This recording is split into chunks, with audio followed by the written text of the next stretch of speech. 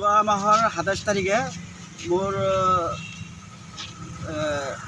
দাদাৰ ৱাইফৰ একাউণ্টৰ পৰা ১০,০০০ টকা দুবাৰকৈ কাটি নিয়ে। এটা মেছেজ আহিছে, অহাৰ পিছত তেখেতে ষ্টেটমেণ্টটো ওলাইছে, চোৱাৰ পিছত চাইছে দুটা ট্ৰানজেকশ্যন হৈছে ১০,০০০কৈ।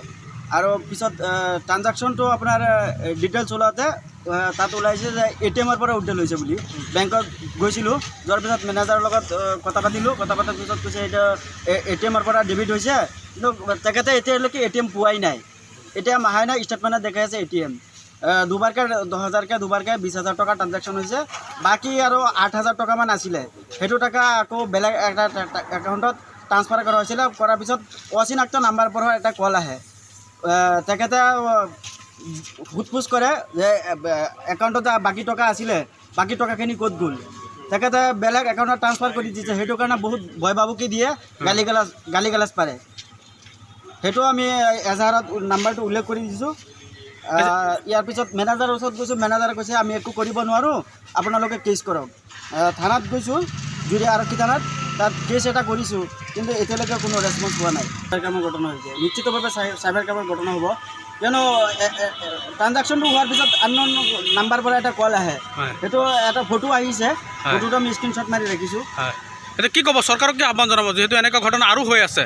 এইটো চক্ৰ উৎখাত কৰিব লাগে চৰকাৰে। দুখীয়া মানুহক সহায় কৰিব লাগে। খাটি খোৱা মানুহৰ ধনৰ পইচা এনেকৈ চাইবাৰ ক্ৰাইমে লৈ গৈ আছে।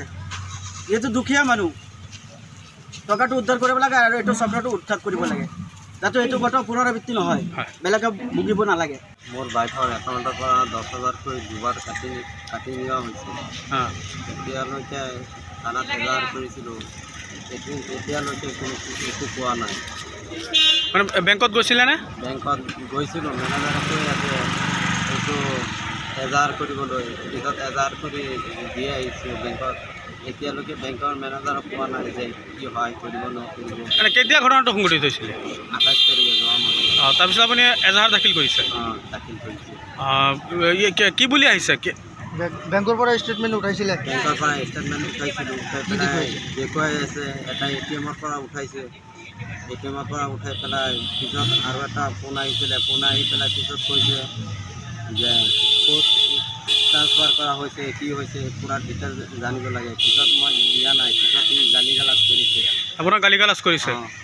সেইটো নম্বৰ আপুনি চিনি পায় নেকি? নম্বৰ আছে ন?